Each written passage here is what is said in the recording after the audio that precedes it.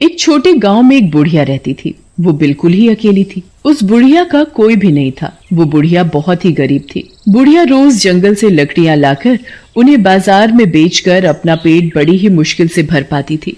उस बुढ़िया का एक पड़ोसी था सरजू। सरजू ने एक गाय पाल रखी थी, जिसका सरजू बिल्कुल भी ध्यान नहीं रखता था। यहाँ तक कि उसे खाने के लिए चारा भी बड़ी ही मुश्किल से देता था। एक दिन की बात है। इस गाय का मैं क्या करूं? ये गाय दूध वूध तो देती है नहीं, बस सारा दिन चारा ही खाती रहती है। इस गाय को कोई खरीदेगा भी तो नहीं, जिसे बेचकर मैं दूसरी नई गाय खरीद लाऊं। सरजू गाय को खाने के लिए चारा तो देता नहीं था, उल्टा उसे मारता और रहता। ये सब बुढ़िया रोज अपने घर से देखा करती। बुढ़िया को उस गाय पर बड़ी दया आती थी। कैसा नासपिटा इंसान है जो गौ माता को मारता रहता है। ऐसे आदमी को तो नरक में भी जगह नहीं मिलेगी। पाप लगेगा इसे, पाप। जब देखो बेचारी गाय को मारता ही रहता है। एक दिन की बात है। बुढ़िया सरजू के घर के आगे से जा रही थी, तभी उसे गाय के जोर जोर से चिल्लाने की आवाज आई, जिसे सुनकर वो रुक जाती है और वो सरजू के आंगन में झांक कर देखती है। लगता है गाय बहुत भूखी है, तभी इतने जोर जोर से शोर मचा रही है। ये सरजू खुद तो अपना पेट भर लेगा और घूमने निकल जाएगा, लेकिन बेचारी बेजुबान गाय के ऊपर इसे जरा भी दया नहीं आती। फिर बुढ़िया कहीं से गाय के लिए चारा लेकर आती है और सरजू के आंगन में जाकर गाय को चारा खिलाने लगती है और उसके सिर पर बड़े प्यार से हाथ फेरती है। चारा खाकर गाय का शोर मचाना बंद हो जाता है। गौ माता, तुझे भूख लगी थी ना? चारा खिलाकर बुढ़िया जैसे ही जाने लगती है तो गौ माता बुढ़िया की साड़ी मुंह में दबा लेती है। गौ माता, अब मुझे जाना होगा। अगर सरजू ने मुझे तेरे साथ देख लिया ना तो सोचेगा मैं गाय चुराने आई हूँ। इससे पहले कि सरजू आए मैं यहाँ से चली जाती हूँ। बुढ़िया को ना चाहते हुए भी वहाँ से जाना पड़ता है और फिर जैसे ही रात होती है, बुढ़िया बेचारी गाय के बारे में सोच सोच कर बड़ी परेशान हो रही थी। फिर पता नहीं कब उस बुढ़िया को नींद आ जाती है और अगली सुबह फिर जैसे ही सुबह होती है, बुढ़िया सीधे सरजू के पास जाती है और उससे कहती है, क्या तू मुझे अपनी गाय बेचेगा? सरजू गाय के बेचने की बात सुनकर अंदर ही अंदर खुश होने लगता है। आज तो लगता है भगवान ने मेरी सुन ली। क्या हुआ सरजू, तू किस सोच में पड़ गया? बता, तू मुझे अपनी गाय बेचेगा? हाँ हाँ माँ, क्यों नहीं। तो ठीक है, ये ले अपने पैसे और गाय मुझे दे। एक बात समझ में नहीं आई अम्मा, तुम इस बूढ़ी गाय का करोगी क्या? तुझे तेरी गाय के पैसे मिल गए ना, बस। बुढ़िया सरजू के हाथ में पैसे पकड़ाकर उससे गाय लेकर अपने घर आ जाती है और गाय को अपने आंगन में एक खूंटे से बांध देती है और उसे हरा हरा चारा खिलाती है और बड़े प्यार से गाय को निहारती है, जैसे उसे कोई अपना मिल गया हो। और फिर जैसे ही रात होती है, बुढ़िया गाय के आगे चारा डालकर सोने चली जाती है और अगली सुबह बुढ़िया सवेरे जल्दी जल्दी उठकर गाय का गोबर उठाती और फिर गाय के नीचे से साफ सफाई करके उसे नहलाती धुलाती है और फिर उसे खाने के लिए चारा देती है। ले गौ माता, चारा खा। बुढ़िया गाय को अपने हाथों से चारा खिलाती है। बुढ़िया के पास खुद के लिए खाने को होता या ना होता, पर वो गाय के लिए हमेशा समय से चारा खिलाती और उसकी खूब सेवा करती। वो गाय को जरा भी तकलीफ नहीं होने देती। बुढ़िया रोज रात को सोने से पहले उसे चारा देना नहीं भूलती थी। गाय भी बुढ़िया से बड़ी खुश होती। बुढ़िया की गाय अब पहले से ठीक हो चुकी थी। एक रात बुढ़िया गाय को चारा देकर सोने चली जाती है और जब वो सुबह उठती है और गाय के पास जाती है तो बुढ़िया के तो होश उड़ जाते हैं। ये क्या? गाय ने सोने का गोबर किया? क्योंकि वो गाय कोई मामूली गाय नहीं थी, एक जादुई गाय थी जो सोने का गोबर देती थी।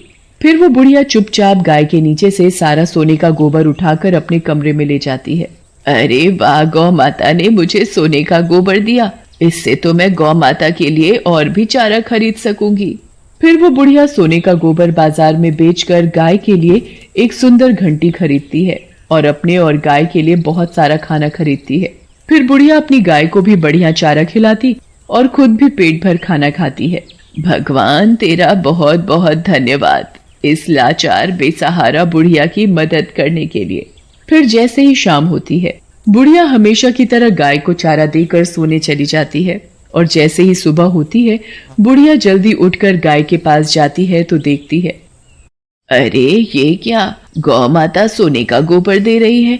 मैं इसे टोकरी में भर लेती हूँ और जल्दी से अंदर कमरे में ले जाती हूँ। फिर बुढ़िया गाय के नीचे से सारा सोने का गोबर एक टोकरे में भर कर कमरे में ले जाती है। ये गौ माता तो मेरे लिए वरदान है, वरदान।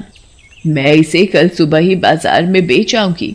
फिर वो बुढ़िया उस गोबर को बाजार में ले जाकर बेच आती है और उन पैसों से अपने लिए बढ़िया सा घर और अपनी सुख सुविधाओं का सामान खरीदती है। अब बुढ़िया को किसी चीज की कोई कमी नहीं थी। अब बुढ़िया धीरे धीरे बहुत अमीर हो गई थी। अब तो बुढ़िया एक बहुत ही बड़े आलीशान घर में रहने लगी थी। उसके पास नौकर चाकर की कोई कमी नहीं थी। बुढ़िया ऐशो आराम की जिंदगी जी रही थी।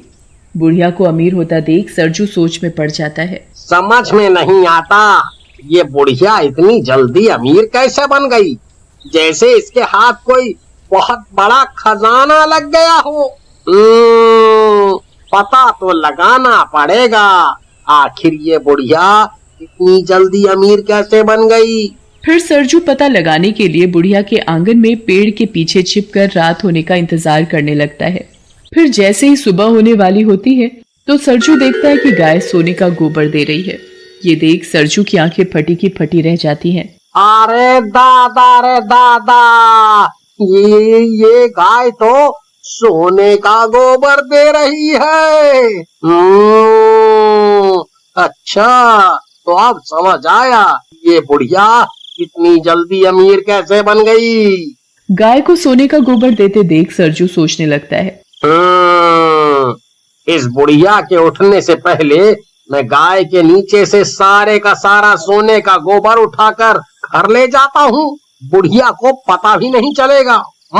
फिर जैसे ही सरजू गाय के नीचे से गोबर उठाने लगता है तो गाय एक जोर की लात सरजू को मारती है और मन ही मन कहती है, गोबर लेगा, तेरे तो नसीब में गोबर ही गोबर है। सरजू गाय के नीचे से सोने का गोबर उठाने की लाख कोशिश करता है पर वो सोने का गोबर नहीं उठा पाता। इतने में ही बुढ़िया को आता देख सरजू छिप जाता है। बुढ़िया गाय के नीचे से बड़े आराम से सारा सोने का गोबर उठाकर अंदर कमरे में ले जाती है। अरे इस गाय ने तो इस बुढ़िया को कुछ कहा भी नहीं। अगर मैं इस गाय का सोने का गोबर नहीं ले सकता तो इस बुढ़िया को भी नहीं लेने दूंगा। और अगले दिन जैसे ही सुबह होती है सरजू सरपंच के पास पहुंच जाता है और बुढ़िया के पास सोने का गोबर देने वाली गाय है के बारे में सरपंच को बताता है।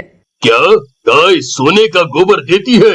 ऐसा कैसे हो सकता है? सरपंच जी, मेरी बात का यकीन करो, मैंने खुद अपनी आंखों से गाय को सोने का गोबर देते हुए देखा है। सोने का गोबर देने वाली गाय के बारे में सुनकर अब तो सरपंच के मन में भी लालच आ जाता है और वो बुढ़िया से गाय लेने के बारे में सोचने लगता है। अगर ऐसी बात है तो मैं तुम्हें माला माल कर दूंगा। तुम मुझे अभी के अभी उस बुढ़िया के पास ले चलो। बूढ़ी अम्मा, मुझे तुम्हारी गाय खरीदनी है। ये सुनकर तो बुढ़िया के पैरों से जमीन खिसक जाती है, पर मुझे अपनी गाय नहीं बेचनी। सरपंच बुढ़िया के हाथ में बहुत सारे पैसों की थैली पकड़ाकर उससे जबरदस्ती गाय खरीदकर अपने घर ले जाता है और उसे अपने कमरे में बांध देता है। ये देख सरपंच की पत्नी सरपंच से पूछती है, मुझे एक बात समझ नहीं आई कि इस गाय को आपने हमारे कमरे में क्यों बांध रखा है? अरे भगवान, ये कोई मामूली गाय नहीं है, सोने का गोबर देने वाली गाय है। भला गाय भी सोने का गोबर देती है? मुझे तो तुम्हारी बात पर जरा भी यकीन नहीं है। जब ये गाय सुबह सोने का गोबर करेगी तब तो यकीन करोगी। उधर बेचारी बुढ़िया अपनी गाय को याद कर कर के रोए जा रही थी। मेरी गाय, हाय रे मेरी गाय, मैं मेरी गाय के बिना कैसे रहूंगी? वो ही तो मेरे जीने का एक सहारा थी। बुढ़िया गाय को याद करके सो जाती है। उधर सरपंच की खुशी का ठिकाना नहीं था।